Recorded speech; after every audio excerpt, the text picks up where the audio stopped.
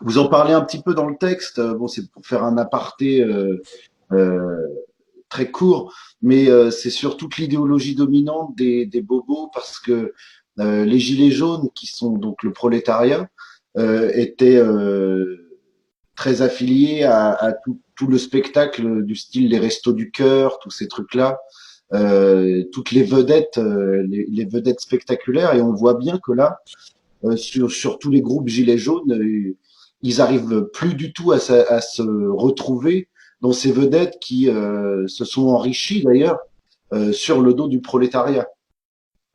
Et on, Ce que vous dites est très important parce que quand on se rappelle ce qu'était Coluche, alors Coluche, bien évidemment, il est dans la société névrotique du spectacle marchand. Mais Coluche, c'est pas que ça. Coluche, c'est pas toute la friture débile qui l'entoure.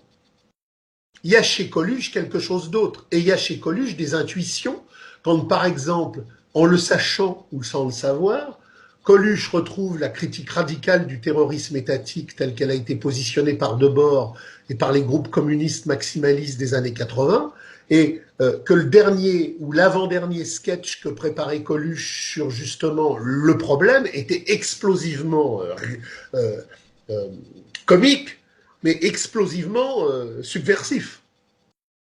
Et d'ailleurs, bon, toute une série de gens se sont posé la question de la mort de Coluche comme quelque chose de très bizarre, à un moment donné où justement Coluche allait remonter sur scène et dénoncer toute l'imposture de la gauche et de l'extrême gauche du capital.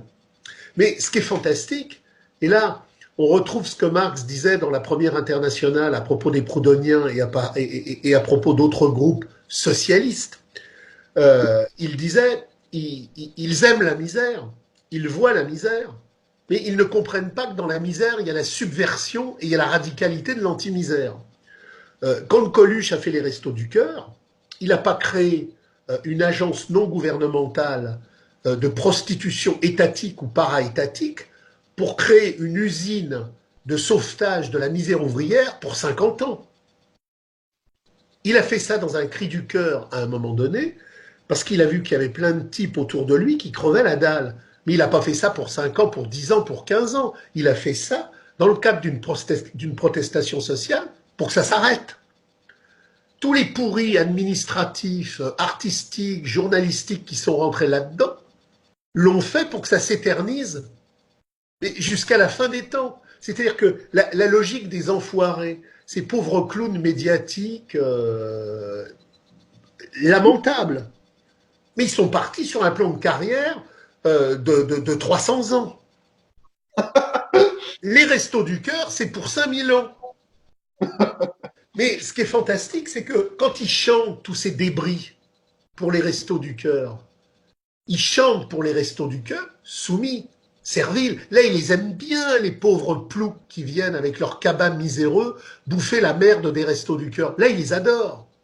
Mais quand les gens qui sont dans la misère des restos du cœur revêtent un gilet jaune et que ces gens-là disent mais j'ai une dignité, j'ai une radicalité, j'ai un tenir debout et je m'insurge, à ce moment-là, ils les détestent. On n'a pas vu, alors il y a peut-être dans un coin quelconque un type qui participe au concert de merde des enfoirés narcissiques de la misère du capital, qui à un moment donné a rejoint les gilets jaunes, c'est possible. Mais le grand état-major central de toutes ces pourritures médiatiques, artistiques et politiques, ils adorent les pauvres bougres des restos du cœur qui resteront éternellement les pauvres bougres, mais quand les pauvres bougres prennent la parole, s'insurgent et se révoltent, alors là, ils les détestent. Donc, si vous voulez, mais ce qui est fantastique dans cette crise des Gilets jaunes, c'est que après 68, les prolétaires disaient il y a toute une presse qui est pourrie. Il y a des journalistes qui sont pourris. Il y a des artistes qui sont pourris. Il y a des politiques qui sont pourris. Là, au bout du mouvement des Gilets jaunes, la conscience radicale qui est née, c'est que tout le médiatisme est pourri. Toute la puanteur artistique est pourrie.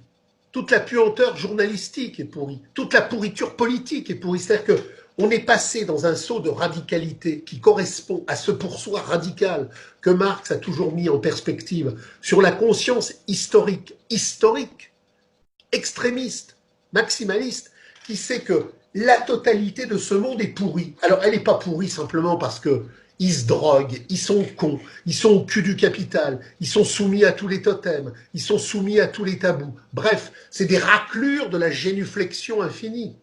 Mais c'est parce qu'ils sont dans le rapport social de la reproduction infinie de ça. Donc, le gilet jaune, il n'a pas lu Hegel.